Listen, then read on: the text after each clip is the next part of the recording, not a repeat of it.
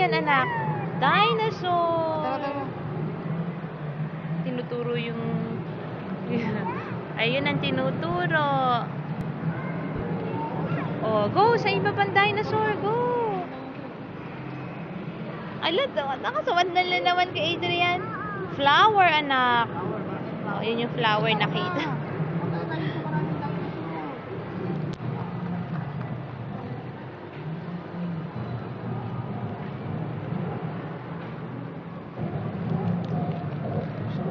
Dino, anak? Dinosaur? Baby, dino. Asaan ang dinosaur, anak? Ito, egg, ano? Oh, ayun. Hinold niya yung egg ng dinosaur.